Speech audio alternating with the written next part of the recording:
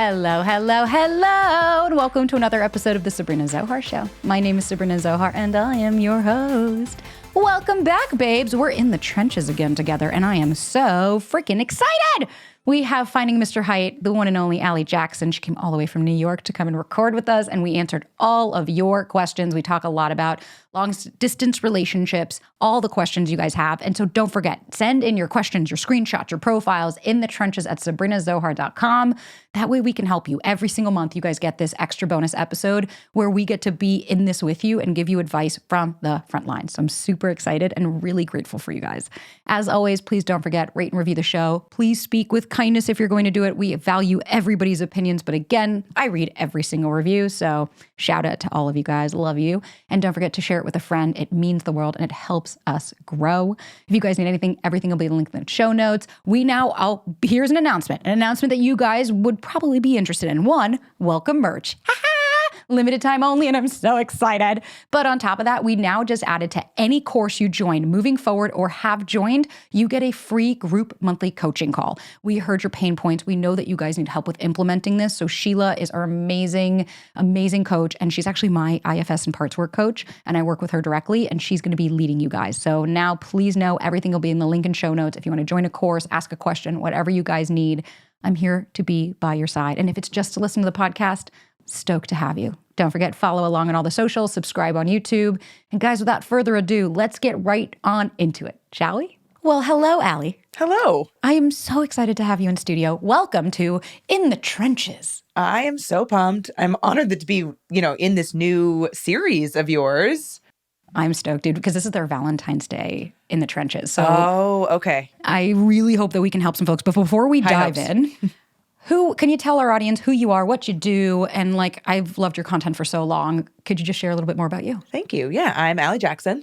You might know me as Finding Mr. Height on social media, Instagram, and right now TikTok. But by the time you're listening to this episode, who the fuck knows? Great question. So yeah, I've been making dating content on the internet for a very long time. I actually first started an anonymous blog that was called Finding Mr. Height, but it was like when people were on WordPress, it was literally like a WordPress blog. Oh, we're aging ourselves now. Yeah. Yeah. Anybody out there, hello, listening? I did that when I was 23. And so I'd had that handle and that domain name, doing nothing with it after that for quite some time. And then in 2020, I decided it was going to be my year of accountability and going on dates in January of 2020. It's perfect timing. Where it worked out really well. But I did start talking about dating on the internet and my own dating life and things that I was going through and learning and therapy and all this shit. And I just started giving advice that way. And based on my own experience and things that I was learning or fucked up or whatever it is. It's so normalized, which is why I wanted you on, because I was like, we don't need to therapize everything. It's we could also just be whoa, I've been here. I wouldn't do this. Take it with a grain of salt, right? Yeah. And now you're in a relationship. I am. Yeah. It'll be 9 months on Sunday, which is crazy that at the same time, a year ago, I didn't know this man existed on the planet. Right. Also, I feel like I've known him forever. It is a weird fucking, I'm sure you can relate, experience. You're oh, I feel like I've known you forever, but it's been 3 weeks, but I'm here for it. Yeah. But that's also really I think exemplifying the beauty of when you just release, you said this time last year, you didn't know he existed. Yes. And for me, I don't know about you, but I found a lot of magic when I was single. It's hard, you feel, and it's very valid to feel I really want a partner and I really want somebody. But I really started getting into the wait a minute, at literally any second, my phone could ding. Yes. I walk into a coffee shop. Living in that space was actually more exciting. I agree. It also helped me get over, those short-term things that are so fucking hard to get over because you never knew what they could be. Right. Yeah. They're still hard, don't get me wrong. But something that I took from them that was really positive was oh, I really liked that person in that short of a time. Right. It can happen like that. Exactly. And it will happen again. It's not the first, it's not the last. Exactly. And hopefully the next will not be that shitty, but I will like somebody that much again. 100%. It's those feelings can still happen, but with someone healthier. Yes. Hopefully. Yeah, hopefully. Yeah. Okay, so. Eventually. I'm curious, actually, before we start, I wanted to ask this one question. What is one thing you learned that changed it all for you that you want to pass off to someone listening? I think it's related to that. Yeah. So I hate the phrase, you'll find it when you least expect it. I fucking hate it. Fucking hate it. We don't say that about anything else. If you wanted your dream job, nobody would say like, why don't you delete your LinkedIn? Just don't apply. Right? Like that'd be crazy. No, we're like, oh, you should update your resume. You should start sending it out. You should talk to recruiters. You should hire a career coach. All this shit, right? And we don't allow that same grace for effort in our dating life. So I hate that phrase. And I wish that I could go back and tell myself, it's not that you'll find it when you least expect it, but that things are a lot more joyful when you're not expecting it at every turn and like trying to turn over every single rock to see if your future person's going to be under it. It'll happen when you least expect it. It's like, no, it'll happen when you release control of the outcome. When you just show up and you're like, that's why, no joke. I met up with Ryan, and when we first met, I was like, we hooked up. I was like, I'm never gonna see this guy again. Like, whatever, it was fun. And it just kept progressing because I didn't, oh my God, but he has to be the one and I have to get with him and we have to, it's like, no, you didn't have to get married to this person. Maybe, like I did a video the other day and I got like quite a lot of positive, but like I think a lot of people that didn't understand what the video meant. And I was trying to explain that like not every person in your life has to stay in your life forever, right? Like you can meet somebody and be like, this was fun. I'm not in a place right now. You're not in a place. That doesn't mean that we have to get married.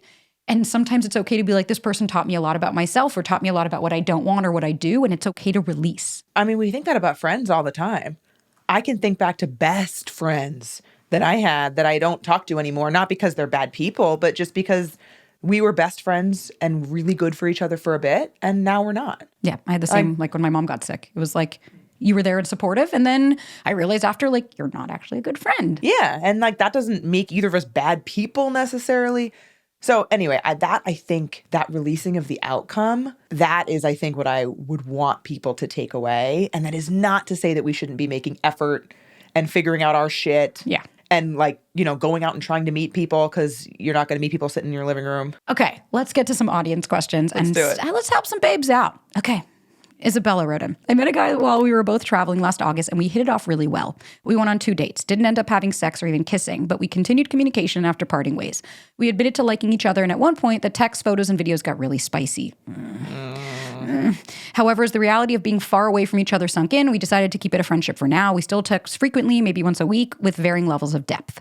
I'm open to going on dates with other people where I live, but I also do think there's still something about there with this guy. I've always said, even before meeting this guy, I want to move to where he lives or nearby, but uprooting my life alone, aka without the guarantee of a relationship again, sounds exhausting. I don't think he'd consider moving as well for family reasons. I'm going on a holiday again in a few months' time near him, and I'm almost certain he'd meet up with me. Just wondering if this is a good time to open up talking about testing the waters again romantically, or if the ship has sailed or not worth pursuing, since it doesn't seem logically possible. Or am I still stuck in Limerence? Any other tips, advice is welcomed. Okay, what landed for you? I've been there. I have been there. It is so fun and romantic to meet someone when you're traveling. Mm-hmm. I remember I met a guy on spring break in Cancun in college. That's marriage material. So I've been there. That is so wonderful and romantic. And you're your vacation self. You're in like fuck it mode. Like that's great. It doesn't sound to me like this guy is putting in any effort to want to continue to date long distance. That would be the necessary thing. I agree. And if she wants to move to this area because she wants to move to this area, I actually think I would do it without the relationship and not because of. 100%. This is my thing with the long distance thing. Every day people ask and I'm like, okay, I'll be honest with you. It's not my bag. I've done it a bunch of fucking times and I always end up getting hurt, or I overextend, I overgive. I'm the one trying to keep the relationship alive. I'm the one saying I'll buy my ticket. And it's like, or the other person is like 100% in and you're not. And I'm not saying not to have long distance, but what I am saying with long distance is it takes 2 very willing participants. Yep. Very willing. And it also means that, like, because even here, it's like the one thing that got me was like, at one point, the text, photos, and videos got spicy. And it's like, girl, I hate to be that person, but like this guy's pretty much telling you like, this was fun. You're here in town. You're here for a good time, maybe not for a long time. We didn't hook up, but he's testing boundaries to see how far he can push. Now, I'll never tell anybody what to do. But I think it's interesting that she said, am I still stuck in Limerence? What do you think? Oh, I don't know. I don't actually know if that's even what's going on. I feel like it's just that she is maybe putting more importance onto this guy that she met while traveling than she really feels. Yeah, I know what you mean. I was going to say, it doesn't sound like there's an obsession here or this like fixation. It sounds like you might be giving him you might make him shinier than I think he might be. Because like we were just saying, when you don't know who they are, I can fill in all the blanks. Yeah. And I've also done long distance. And I think that is a hallmark of a long distance relationship where you're in vacation mode every time you're together. And it's like shiny and it's fun. And then it's like, okay, but we're not actually doing the relationship because we're on this little trip every time we hang out. And they've only done the one little trip. Here's the thing. I've been here so many times, whether it be that I was the one traveling or they were the one traveling, right? In New York, as you know, it's like you're always having that. Oh, yeah. I come here every month and you find out that they are like, this is their first time. And same when I lived in LA, it was always like, oh, I'm in LA every month. No, come out with me. And it's like a lot of people, well, this sounds fun in theory, right? Oh, she's so cool. I could do that. Then when they meet and you're like, I don't know that I'm actually going to fly and drive and do this. What I'm hearing from this is like, if you wanted to reach out and be like, hey, I'm going to be in town. Would you want to grab a coffee? Sure. Maybe the distance, maybe you see him and you're like, I'm actually not that into him. Or, you know what I mean? Case, like, honestly. Right. And like, don't do dinner and drinks. It's like, because that's going to probably lead to the spicy photos becoming spicy video. Yeah. We don't want to go there when we're in this situation. Correct. Unless you like, if you came and were like, I'm not into him, but I want to get dicked down. Oh, fine. Great. Have fun. Go and I don't really care. I don't suspect that that's going to happen based on the submission, but like maybe. Right. Maybe. But I would say it doesn't seem, she's already admitting and saying it doesn't seem logistically possible. What I would suggest is think of future you. That's my favorite DBT practice. It what truly changed everything for me personally was like, I don't know about you, but like I would have this where I would have a dude that'd be like, oh, you want to hang out tonight? And I would sit there and be like, wait a minute. Okay, it's 5:00. How am I going to feel at 9:00 when he leaves my house and I feel like shit and I just feel like I got used and this person's clearly only wanting this? And I was like, you know what? That doesn't work for me because I really thought about, is this genuinely aligning with what it is that I want? Does this person have the characteristics that I'm looking for? And how will I feel when they leave? So my concern here is that like, you were even saying like, yes, I've wanted to move there, but I would not move there if it wasn't going to, like there's a lot of hesitation and trepidation. I'm with you. Move where you want to fucking move. See if that person aligns. Because when I moved to LA right before I came, we all do this. I know we're all guilty of it. Before you move somewhere, you're like, let me make sure I've got like some options. Yeah. And I went on like some of the best dates where it was like, like amazing. So, some of these guys, I was like, hubba. Well, also because dating apps know when you're new to a place and they show you the best they got. Exactly. They're like, we want you here. And then what ended up happening was like, they were all cool. Oh, the hypothetical, I was moving. But then when I was like, hey, I got an Elise, all of a sudden it was, oh, whoa, babe, I just thought we were having a nice time while you were here. And it's like. There it is. Exactly. And I was like, I was moving anyways, so it was fine to say goodbye. But to put your life and say like, I would only move there if it was for them, even though I want to move there, it's like, do it for you or don't do it at all. Yeah, I ended up in a similar but opposite situation. So he was living in DC, but he legitimately did come to New York for work fairly often. He worked for like a big company that had locations in both places. And he was transferring to a team in New York later that year. But like 6 months after we had originally gone on our date when he was in New York. And we dated long distance, but not exclusively, while he was still in DC. And he was like inviting me down there. Like I went to DC, he came back up to New York, like all this stuff. And then he got to New York. And in hindsight, just to be super clear, looking back, there were a lot of like I didn't really love how I felt in our now that you're more aware. Yeah. He got to New York, Sabrina. He didn't even tell me he fucking moved. I literally had to send him a text that said, so did you get here? Hey, friend, are you here? Or do you live in my city now? So back to like, what would my specific advice be? I understand the feeling of not being able to let something go until you've said it out loud. 100%. I get that. So if that is where Isabella is at, do that coffee like you suggested. I agree. Let's not make it a sexy nighttime thing because then it'll turn into a sexy nighttime thing. Oh, sure will. Like I said, those photos will become videos. Yep. Do that. And you can say to him, hey, I know we said, friendship, etc.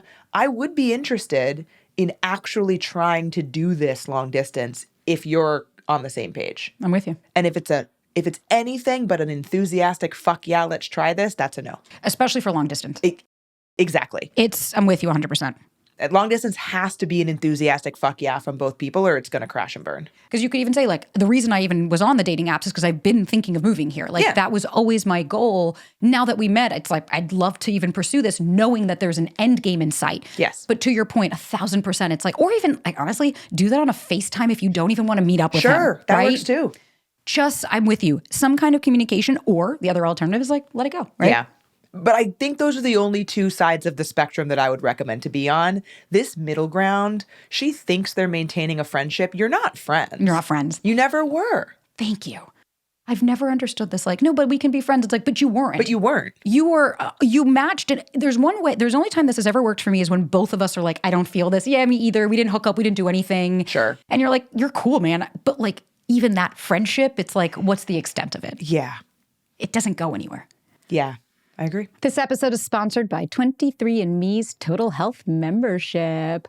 I am all about health and wellness, right? Because health is wealth, if you ask me. And what I love about Total Health is it's a longevity platform. So they offer access to preventative care clinicians, unlike 23andMe has ever offered in the past, which is pretty rad. You also get personalized health data. You can even do advanced screening like genetic testing, which is awesome. I mean, it's truly for everyone. And what I love about that is you get to understand yourself on a deeper level, right? Because your biological age, right? Your calendar year is just a number, but it might not be the indicator of your actual health. And it tells you from the inside out using biomarkers that reflect the condition of major body systems and organs. I love this type of stuff because I'm really big on taking care of my health and wellness for the long run, right? You also get comprehensive blood testing beyond routine labs, clinicians with unique training in genetics. You get to change the way you age and take full control of your life and the longevity of your life. So guys, advocate for your health today. Go to 23andme.com/Sabrina for 10% off. That's 23andme.com/Sabrina. Total Health membership includes services initiated and performed by third-party clinicians and lab providers through the 23andMe platform. Additional terms and conditions also apply. See 23andme.com to learn more. Total Health membership not available to residents of Hawaii, New Jersey, New York, Rhode Island, and U.S. territories. Check with your FSA-HSA administrator to confirm eligibility. Shall we go on to the next? Let's do it. These, you know what I actually love about these questions, Ryan chose some good ones, is they're all like episodes we don't have. Oh, I like it. So this is like a coworker one, and I'm like, okay, here we go. Okay. Sebastian. Coworker who lives in a different city but works together on projects remotely came to my city where the office is, and he invited me to go to the ballet show with her on the weekend.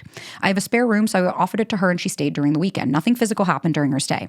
Had a good time at the show. It was my first time at a ballet. We had many long conversations about many topics. I respected her space, and we both made sure not to make flirting comments. I am 41, divorced, co-parent to a 7-year-old. She's 10 years younger and works in a different division than me. Therefore, we don't report to each other. She's very good looking. Most guys at the company find her attractive. She is direct and friendly. She is seeing someone, but apparently she is not too sure about the guy because they've been dating for a couple of months, and he is already talking about wanting to marry her. Ooh. Yeah. She sent me She should write in. 100%. She sent me Christmas and New Year's text messages. Would you advise it's best to keep things friendly the way they are or push for romantic friendship? Yeah. Relationship, sorry. Oh.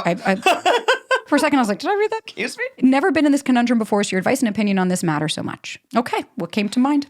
I mean, it is also long distance. We'll say that first. Makes sense. Coworker situations to me are almost never worth it. Same. And I'm a former corporate girly. So I've never dated a coworker, but for this reason, because I think it's a bad idea. I don't want HR involved. No. I just generally think it's a bad idea. I think there is someone else you can find to date that doesn't work at your company, let alone the fact that she doesn't live in your city. She's 10 years younger than you. Like, even if you don't directly report to this person, is there potentially a power play dynamic? You work together. Yes. You're here. She came to work with you. I'm also stuck on the she hasn't given any inclination that this is romantic. That was my next thing, is that technically speaking, one person does have to be the first one to do that. I just don't think it is a good idea. I just don't think it's worth it. I don't hear anything in Sebastian's message about oh my God, I think she's incredible. And she's attractive. Everyone in the company thinks she's attractive. What? It's like, so you want, yeah, it's like, so if you can get her, I'm with you. Here's the thing. She's telling you she's dating someone. She didn't say, I'm dating someone, but I have feelings for you. She didn't say, she slept in your guest room as a woman. Because I've always been in the school of thought of men decide when they want to have a relationship, women decide when they want to sleep with you, right? Of course, it's not set in stone. Of course, plenty of women decide if they want a relationship too. But at the end of the day, we decide when we're going to have sex. We decide when we're going to fuck. It's not, consensually, of course. Yes, obviously. But as a woman, I could go to a bar tonight and walk home with someone, whereas a guy doesn't always have that same opportunity. She had the position of power to move this from a friendship to more because she's staying in your home. She had a guest room, right? And he even said, like, we didn't make any flirty comments. And it's like, but how did, he said, we made, I respected her space. We both made sure not to make flirting comments. How do you know that? How'd you know that?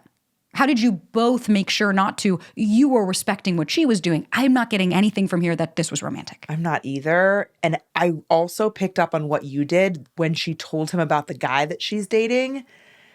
The way that he described it, at least, didn't feel like, oh, I'm telling him about this to like gauge. It sounded like I would not tell that story to somebody that I was romantically interested in. Same. I would not tell someone that I was romantically interested in that I'm dating someone if I think it's about to end. I was about to say, the response would be, I'm seeing someone, but I'm not feeling it, but this is something I'd want to pursue, right? Correct. Or I'd pursue it, right? Like I'd make them. You're right. You just overlap a little bit and not tell anyone. Yeah. Don't do that. No, don't do that. The New Yorker and us were like, no, trust me, we've been there. I would say, yeah, personally, I'm going to go and have to say I kibosh this. Yeah, same. Yeah. Okay. All right.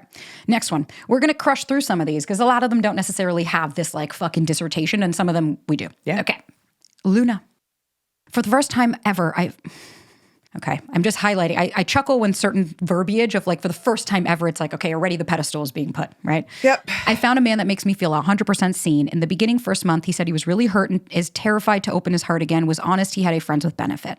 Fast forward to almost 4 months later, he gives me all the green flags you talk about. We see each other at least 3 times a week, exchange Christmas gifts. He even got something for my son, which he hasn't met yet. Spent New Year's together. How can I bring up being exclusive? Is it too soon? I don't want to ruin something really, really good, but my past trauma are ringing in the back of my mind. All I wonder about is, does he still have this friend with benefit, but his actions show he cares? Send help. Oh, Luna. First of all, my heart is with you, and I've been there. Now, personally, what stuck out for me here, there's a few things. He's the first man that makes you feel 100% seen, but yet you're still too scared to ask him for exclusivity. So then how seen do you feel?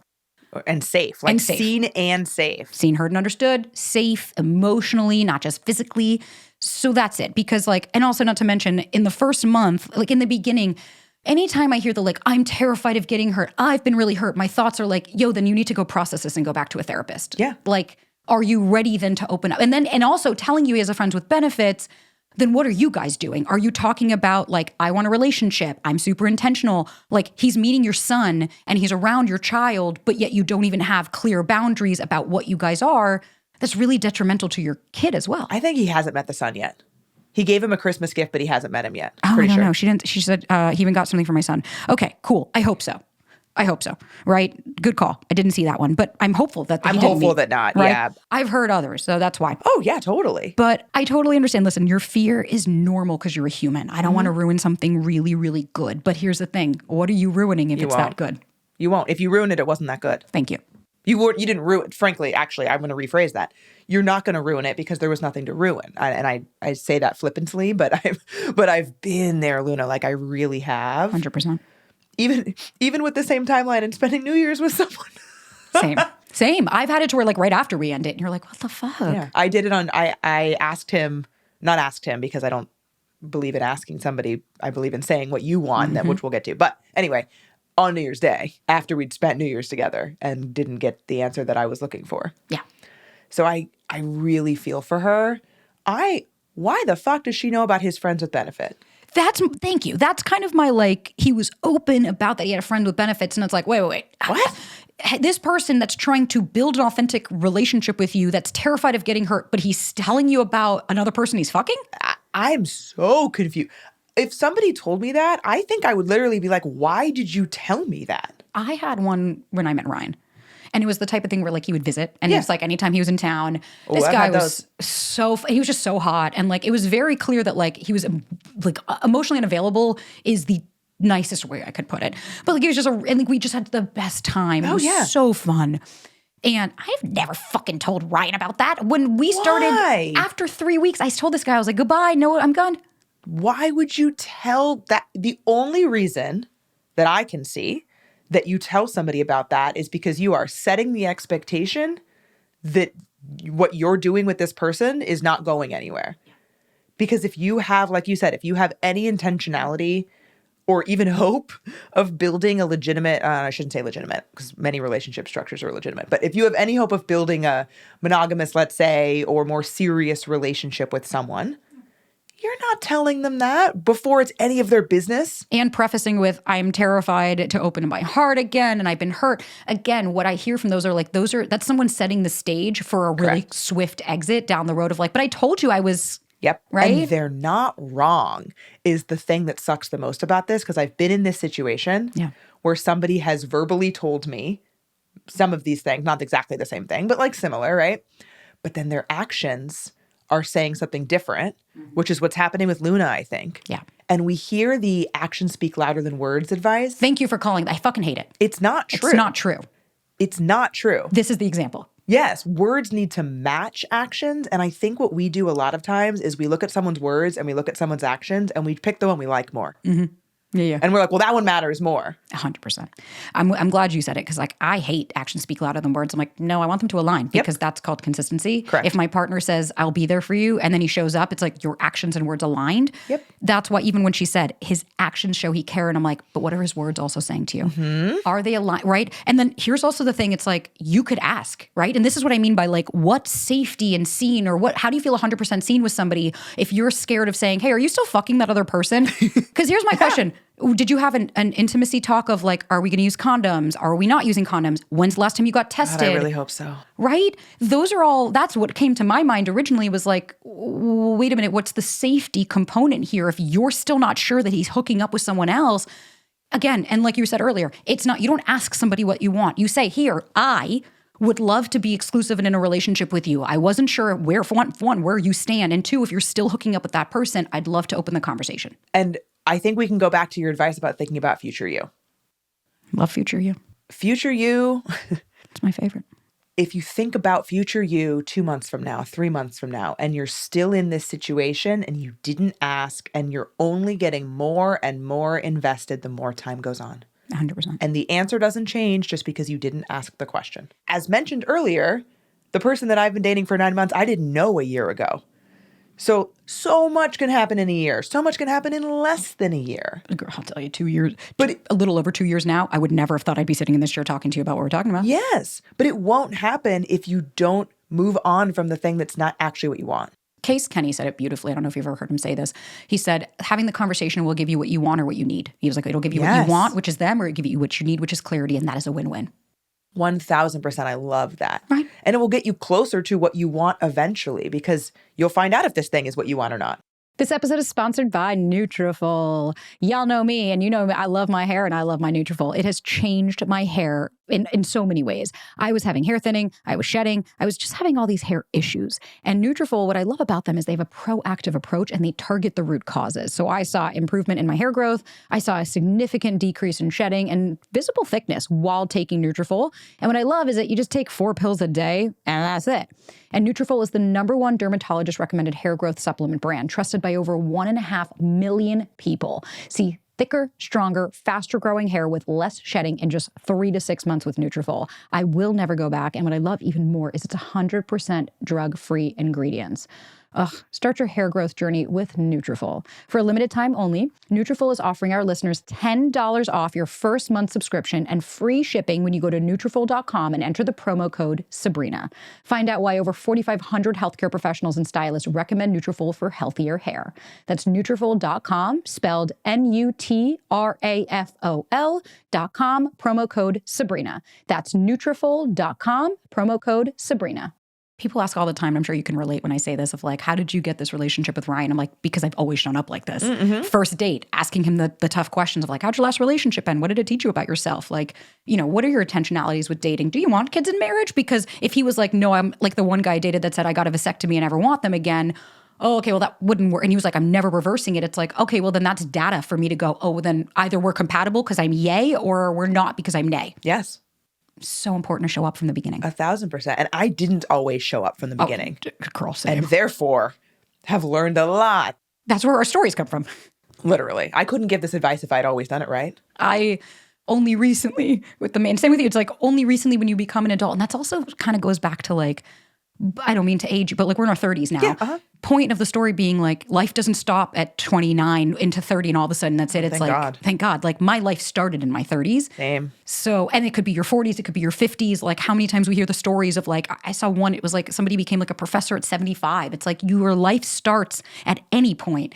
It's just a matter of when you're willing to put the pen down to the paper on that point. Yeah, I didn't even realize. So my dad passed away when I was 31. That feels right. 31, 32, something like that, early 30s. I had never really been in therapy before that. Dabbled here and there, but never thought it was like my thing. And then went to therapy, grief therapy originally, which transitioned into a whole lot of else. And I realized I had a whole lot of other shit that was coming up a lot more because of the grief that I was dealing with. It was that long distance relationship actually that like really was like, I was like, oh, I'm fucked up. I have to deal with something. It becomes, you're like, that mirror is hard to avoid. Yeah. And so all of that, like that happened in my 30s where I really realized, oh, wow, like I want to show up differently so that I can get something different. 100%. That's it. Thank you. Okay. Been talking casually, dating this guy since last August. Vibed from the get-go. He's in a band and they're about to be touring this year, which means more time committed to that. He let me know he can't be in a romantic serious relationship right now because of all that, but he still wants to hang out and etc. But also knows it's not fair to me and what I deserve. His words. I believe him because he's shown he wants to hang out and meet up. How do I know if waiting around will ever become more? The end goal would be a relationship, and I think he could be the one. Just not sure if I should put all my eggs here since I'm not dating otherwise, or should I venture out? Any advice would be greatly appreciated. Oh my God, leave this man behind immediately. Veronica, no. Veronica, God. no. I think No. both. You had a resounding no. Baby. First of all, how do I know if waiting around will ever become more? You don't. You don't. And you don't wait for somebody because you are putting your life on hold for a band guy. That is, like, let me tell you, I'm not going to say all band guys do this, but I know a thing or two about men and musicians and people that are in bands. He's going on tour. He's going on tour. You're fucking a lot of people. Like, I'm sorry. Let's just call it what it is. And he called it what it is. He said it. He literally told you he was going to be fucking people on tour because he doesn't. That's likely the reason. He said, and I don't blame him. It's not fair and what I deserve. I had this the other day. Someone was like, this guy told me he's not ready for a relationship, but I really believe. And it's like, no. You're not believing him. Believe his words. I don't mean to be rude, but that's like delusion, right? You're being, the whole like, haha, delulu. It's like, but it's not cute. You're not believing this person. And now you're putting your life on hold for somebody that is telling you, I'm not going to do that. And here, really, I'd love to know what makes you think he's the one. I agree. And I am not even faulting this man at all. Homeboy didn't do anything. He did nothing wrong. He is about to go on tour. That is so exciting. He's going to go be single on tour. Good for him. You fucking go, guy. And he said to you, I can't give you a relationship because I'm about to go do this. Yeah. Okay, 100%. Let him go do that. 100%. To me, I couldn't agree more. Like like the minute I saw he said this, it's like one thing I've learned about men in my day is men are not going to sacrifice getting laid by telling you the truth. Right? If a guy's saying, I don't want anything with you, he's not going to say that if he doesn't mean it, because then that means he's going to potentially lose you. Oh, yeah. No, he means that. He means it. And the thing is like, could it? I mean, you could win the lottery tomorrow, but I'm not betting my salary on it. No. Right? If this guy is quote unquote the one, which I agree with you. I see nothing in the submission but maybe, right? Maybe there's shit she left out. Who knows? He will still be. In a year or however long, I forget how long the tour is. A year. Yeah. He will still be when he gets back. And if you are still in a place, having not waited around, having done your thing, if you are still in a place to be open to that, great. Right. One of the things, so I like thinking about future me. One of the phrases that I like to use a lot too, though, is that's a future me problem. Yeah, exactly.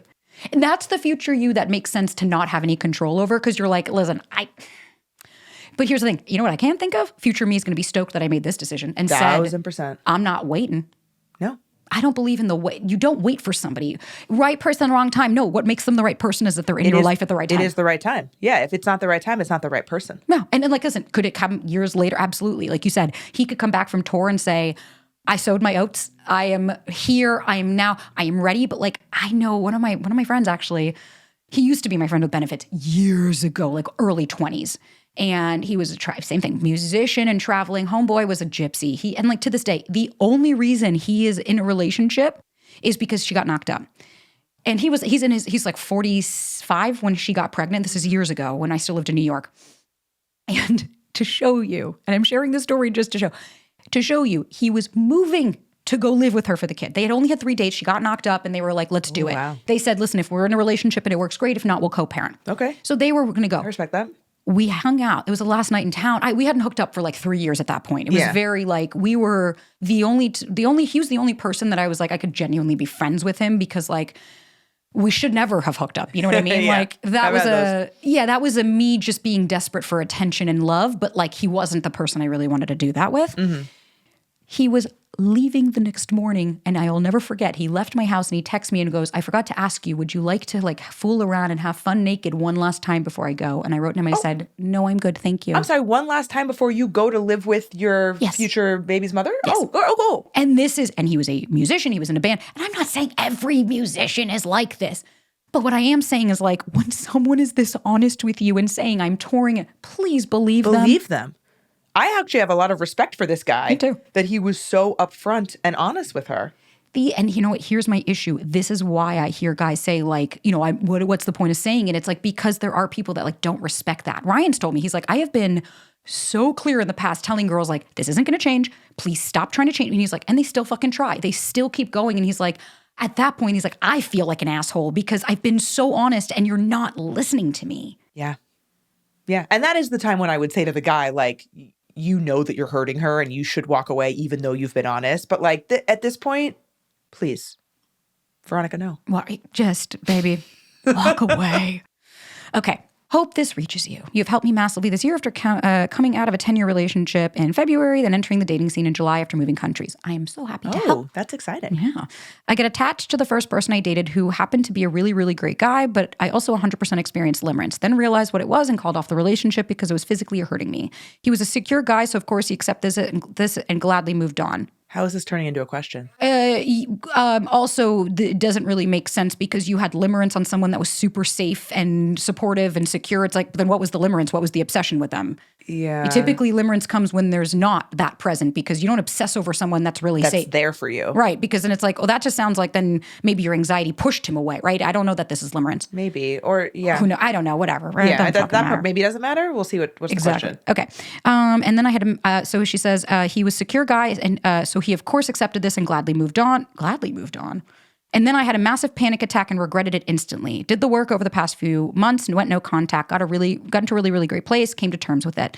Then just got the Christmas text. And I'm right back thinking about him constantly. His messages don't indicate starting anything again. Wished me a very Merry Christmas and said he missed my company.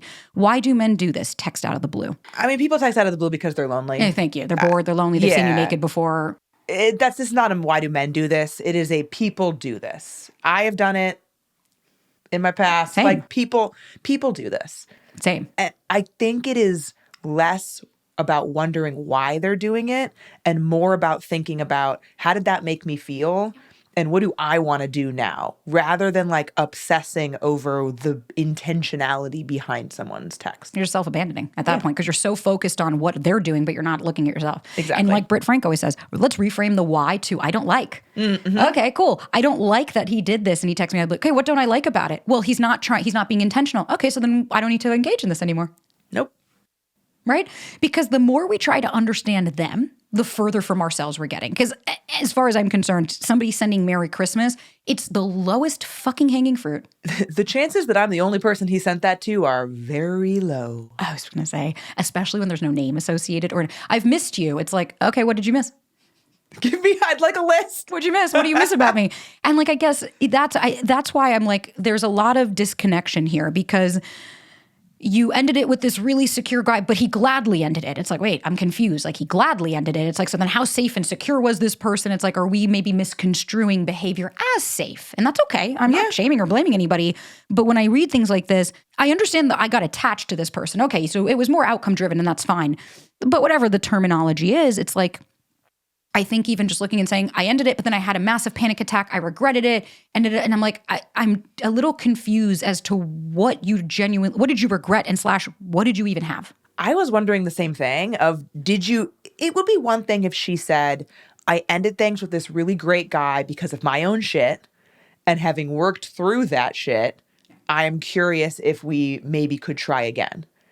But that shouldn't be sparked by his Merry Christmas text. No, it should be sparked by a, hey, I know you ended it with me, but I can't tell you, or I wanted to tell you, I haven't stopped thinking about you, and I would love nothing more than to take you out to dinner and have a conversation. Are you free? Yeah, or on her end. Exactly. If she, is his Merry Christmas text the only thing that is now having her think about him again? I agree. Or has she been the one regretting ending things with him because she just wasn't in a good place, whatever it is, and she wants to try again? In which case, you should start that conversation. 100%. I would say, Alice, I think the why doesn't matter. No, it does not. The why in this doesn't matter. What matters is it doesn't work for you, then don't engage. Yeah. Right? And like she said, if he's not, I've gotten those texts before that you're like, what do you do? Because what it is, they're fishing. They're fishing to see if you're going to be like, I know I missed you too. Oh, well, do you want to hang out? And it's like, no, motherfucker, you miss me. Then come with more intentionality than that. Yeah. And it is slightly different here, I think, because she ended things. Yeah, but still, I feel like if you're going to reach, but then even that on that, you're going to reach out. She ended it with you, and then you're going to reach out and go, Merry Christmas, missed you, but not be like, hey, I know you ended, like not call out the elephant in the room of like, I hope I'm not disrespecting by reaching out. Or even on her being like, hey, I'm not interested in this conversation. Or I've missed you. I regret my decision. Yes. Like you said, she can step up and say how she felt. Yes. 1,000%. I'm with you. Okay. Hi, Sabrina. Hope you are well. Me and Tech Guy answered one of their questions before, so they would like to hear a current opinion on their life. Okay, so I don't know what the question was exactly, but we're going to go with this one. I was introduced to someone by a mutual friend. There were a lot of similarities and we had some fun conversations, but when we said goodbye, I had no desire to go for a kiss, so I assume she's a great person, but not my person. Fair.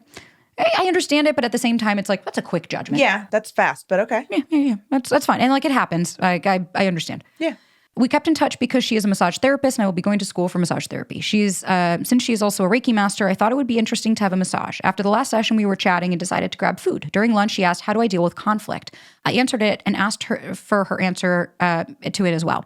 I felt the question put us both on the spot, and after I thought, should I have canned response to this question so that I can feel comfortable if asked again? A few days later, I had dinner with a friend of 15 years and thought we have had conflict and I know how they handle it. I wonder if these deep questions should be asked directly or should I watch her behavior and listen to her stories about other people to get insight in how they behave and make my own conclusion of how they handle conflict? So is he asking, like, should he be asking that type of question? Yes. Or does he just let their behavior tell him? I don't think we need to have the pendulum swing either way. No. I think it's an interesting question. If somebody asked me, how do I handle conflict? I'd be like, directly. I'm really not a fan of passive aggressive, and I'm the first person that's going to ask you what's going on. I don't want to read your body language. I want you to just tell me with your words. And that's the type of communication that I want. Yeah. I think I also am curious what his answer is. Same. And why that question put him on his heels a little bit. Agreed. And I'm curious if that's because he's not comfortable with how he handles conflict. Agreed. That, to me, that's why I was like, what are we hiding? Oh, should I maybe just watch their behavior? It's like, yeah, no, here's the thing. Sure. You could do both, right? You can have a conversation of it because I love when I get people that are like, they'll just give you the answer you want to hear. And I'm like, so they know what everyone wants to hear? No. They don't, yeah. I've had plenty of people tell me like, I don't like conflict or I try to avoid it. I don't want drama. And you're like, oh, so you don't handle, got it. You want to avoid.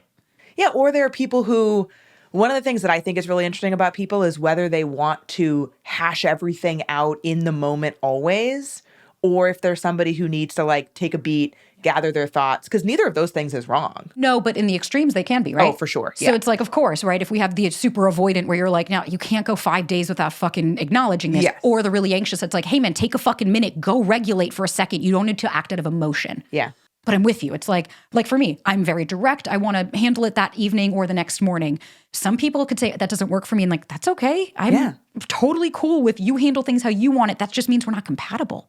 Yeah. I've had conversations, my boyfriend and I call him Skyline. So Skyline and I have had conversations about conflict, which we haven't really had a big conflict yet. We probably will at some point. But it's inevitable. But we talked about how both of us want to go to bed mad. Yeah. After a connection. So we're like, we want to, hug or kiss or like reassure each other that we're still in this. But if I'm tired, I am a way worse person. Yeah. So like, I don't want to fight when I'm super tired. If we need to go to bed, like I would much rather get a good night's sleep and do it the next morning.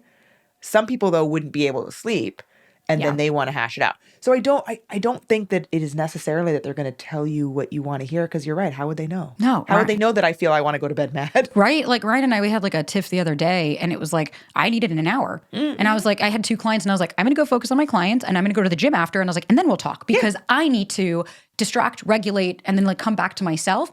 He would have been like, can we just never talk about it again? But it's like, we understand that conflict means repair. Yeah. Conflict is not, and that's another, how I respond is like conflict. If somebody asked me how do you handle conflict, I'd be like, I'm not scared by it, because I know that that leads to repair, and that leads to connection, and that leads to a deeper intimacy between us. Yeah, 1,000%. Also, I find it interesting that he was thrown off by the question in a situation that wasn't like a date. Right. Because I also think your conflict style depends on who the person is and what the relationship is like. It's funny, we actually just aired an episode of my podcast about conflict today. It aired. Fun. And we talked a lot about, the Gottmans have a lot about The conflict. 4 horsemen and shit, yeah. Yeah. And it matters who the person is and how important is that relationship, how important is the issue that you're conflicting on, because that's not the right way to use that verb, but whatever. Because sometimes if I'm having a conflict with someone, but it's not that important to me and I can tell it's really important to them, I'm like, all right. Yeah, thanks. Yeah, we'll just do it your way. That's fine. And legitimately it is. It's different if you're avoiding something that's not fine. Sometimes you choose your battles. You're like, this isn't worth it. Like, okay, fine, I'll give it to you. Right. Or sometimes you're like, no, we're going to talk about this. Yeah, I do my mom all the time. I'm like, she really cares about a lot of stuff that I'm staying with her currently, so it's top of mind. Yeah. She really cares about a lot of stuff in her house that I don't care about. So I'm like, you know what? It's your house and I don't really care. Right. The conflict, you're like, I'll repair it like this. I'm with you. I think if we're scared about answering questions, to your point, what are we scared about the answer, right? For me, it's like, I'm not scared of being rejected by somebody if I give the wrong answer, because then that's not my person. You're not for me. If I say something and you don't like it, it's like, that's okay. Then we're not compatible. 1,000%. I also don't think it needs to be like, part of his question was, should I be asking these questions? I don't think you have to ask, frankly, anything. Yeah. But especially this particular question, I don't know that it's like, oh, definitely ask that. Yeah, for me, I'm like, it's a question you can ask, right? Like, if you want to know more about someone, it's like, that's one of 50 that I could give you in fucking 6 seconds. But it's not the like, you need to know this. This is, it's like, no, because you will see how they handle conflict when you go to them and say, hey, this really upset me. And then when they deflect and you're like, oh, you avoid. Yeah. Got it. So I'm with you. I think it's like, you can ask it totally. I don't think we don't need to blame or shame and make you have to ask anything. It's like, you don't have to ask shit. Because here's my other thing.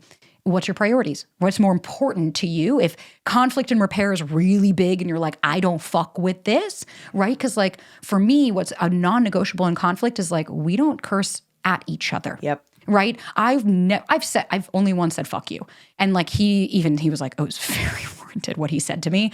And that was it. But I've never been like, you fucking asshole, you're a piece of shit. Ever, because I respect my partner. I've said every curse word in a sentence. Yeah.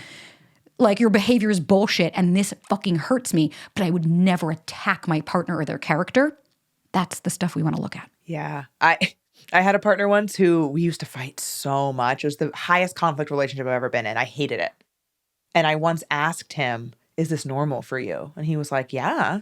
Like, love is, a roller coaster or whatever. And I'm like, oh, fuck no, it's not. Like, I hate this. But something that really pissed me off when we used to fight is that I'm similar to you. I throw curse words into sentences when I'm not mad. Yeah. I just think they're fun, emphasis. You're from New York. Yeah. So like I do that, right? He would say things that were really hurtful, but not using curse words. And then I would say something like, that's fucking ridiculous. And he would be like, if you could not curse at me. Oh my God. Yeah, I'm like, okay. That's the control. Like, you just said something that was so shitty, but you didn't happen to use a curse word, and so it was okay. That's deflection. Thank you for joining us. Can you share where people can find you, if they can work with you or not? Like, how do you help? Yes, this was so fun. I enjoyed all the questions. Thanks to everyone who wrote in. Love these. So I am at Finding Mr. Height. Mr. is MR on Instagram and maybe TikTok if you're listening. We'll see. And yeah, I do dating coaching and relationship coaching. FindingMrHeight.com is where you can find all that information. And my podcast is Finding Mr. Height, the podcast. Perfect. Thanks, y'all. Thanks for tuning in, and we'll see you guys next month. Thanks.